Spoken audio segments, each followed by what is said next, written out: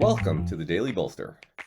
Each day we welcome transformational executives to share their real-world experiences and practical advice about scaling yourself, your team, and your business. Welcome to the Daily Bolster. I'm Matt Blumberg, co-founder and CEO of Bolster, and I am here today with Mahendra Ramsinghani. Mahendra is a seed stage investor.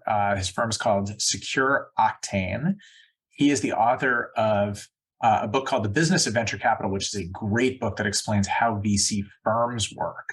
Every founder should understand that. He is the author of a new book that I have not read, but I'm very excited about reading, called The Resilient Founder. And he is also a co-author, along with me and Brad Feld, of Startup Boards. Mahendra, excited to have you here today. Thank you for this opportunity, Matt. Thank you. Yeah, so it feels like you and I must talk about boards in some way or another, based on our joint project of Startup Boards. And you've sat on a huge number of boards, far more than I have. And I would love to just hear from you what your kind of top three tips are for CEOs in how to manage effective boards.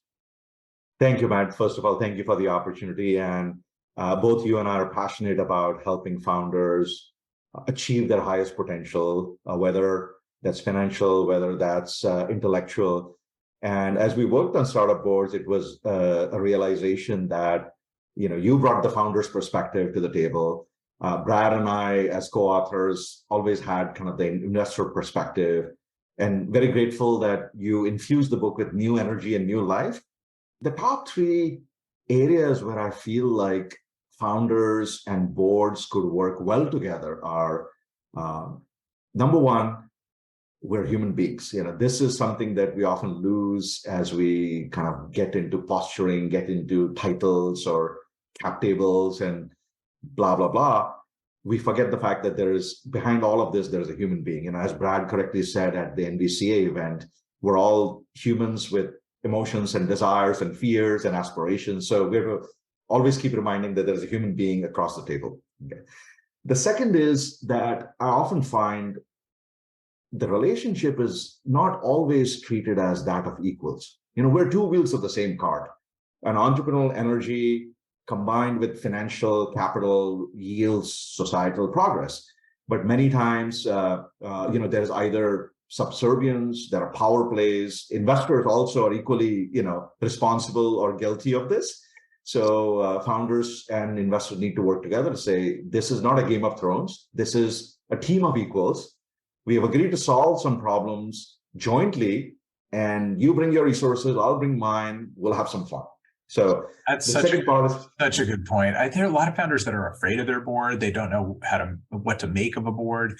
And my advice to them is always just think of it as a high performance team. Yeah. And you did this very well, Matt. I didn't have the chance to have spent time with you, but Brad spoke so highly of you for the period that you had, Fred Wilson, you had Brad, you had a board that was, clearly high performing, if not the best in class in the business. And the comfort with which you approach them, the sense of confidence, you have to have done your homework, but you have a sense of confidence the way you engage with them. That is an area where I feel like a lot of founders need to work on, which is to say, these are my equals, these are my peers. Now, on the flip side, our investors often, are guilty of making demands or, treating founders as, not necessarily as equals. So there's a lot of work to be done on both sides. Right, yeah. Yeah. Rick Heitzman, who's from Horsemark Capital, a fund based out of New York, shared a very interesting quote where he said, I've had board members tell CEOs, let's model out what happens if something arbitrary, if an asteroid hits the Earth. You could spend 6 months doing some very arbitrary exercise, and it's not going to be productive. So I think it's something that both sides need to work on. And third, and the final sort of aspect of this dynamic is, this is a marathon. Brad and I ran a marathon. You worked with Brad for a long period. Brad and I ran a marathon. Oh, wow. There you go. So now you've done two separate exercises with your board member where you're constantly redefining what does success look like in the next phase. Success in the first mile looks like, let's just get started. Let's make sure we don't stumble and fall on our face. But at mile 17, gosh, I remember, we would come across these benches along the marathon track, and Brad would jokingly point at that bench and say, "Do you want to sit down?" I'm like, "Brad, let's go for the next bench."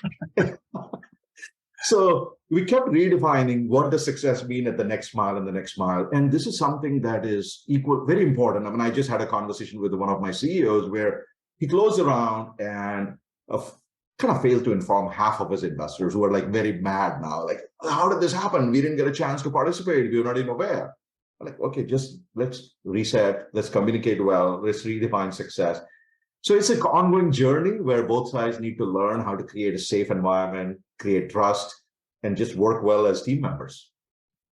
Mahendra, great advice. I would love to be on a board with you someday. You're a fantastic director.